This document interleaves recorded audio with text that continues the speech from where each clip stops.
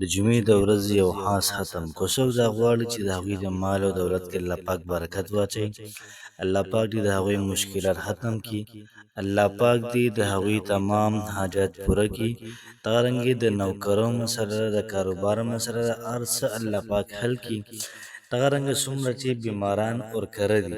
الله پاک دې تمامو بیمارانو ته صحت کامله عاجله ورکړي دغرنګه د چارونه په سعودي عرب کې یا په دوبۍ وغیره نور ممالکو کې هلته کې ورته روزګار نه میلاویږي په روزګار کې د برکت دپاره نو هم نن د جمعې ورځ ده د جمعې په ورځ دا وظیفه وکړئ د ماسپښین د مانځه نه بعد انشاءالله العزیز الله پاک به ورته تمام مسلې دا ختم کړي بسم الله الرحمن الرحیم شروع کوم د ډیر زیات بخونکي او د ډیر زیات مهربان رب په نوم باندې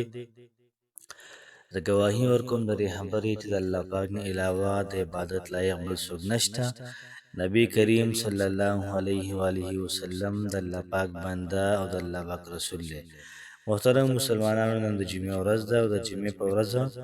تاسو دا وظیفه خامخا وکړئ د جمعې په ورځ د ماسپښین د لمانځه نه یا د مازدیګر یا د ماښام د لمانځه نه بعد چې کله هم تاسو ته ټایم میلاو شو د جمعې په ورځ دا وظیفه خامخا وکړئ انشاءالله العزیز هر قسمه روزګار الله پاک به درکړي تاسو له هر قسم حاجت به الله پاک پوره کړي ستاسو هر قسم مسله به الله پاک ستاسو ختمه کړي خو تاسو د جمعې په ورځ دا وظیفه وکړله یاد ساتئ محترمو اکثر کورونو کې جنگ جګړې وي د هغې دپاره انتهایی مفید چې څومره د لوی نه لوی مشکلې د دې مشکل په سر کې ښکري ته د جمعې په ورځ دا وظیفه وکړه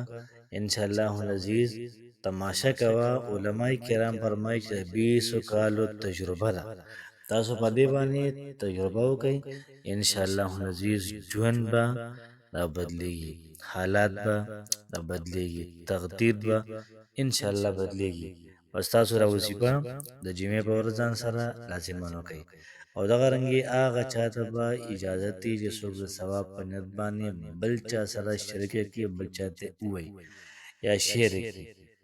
نو نن چې کومه زموږ وظیفه ده محترمو د جمعې په ورځ تاسو د سورت مزمل ختم وکړئ د سورت مزمل ختم تاسو د جمعې په ورځ وکړئ انشاءالله العزیز الله پاک به له هر قسم مسله ختم کړي د جمعې په ورځ سورة مزمل یو څلوېښت پیرې تاسو ووایئ انشاءالله العزیز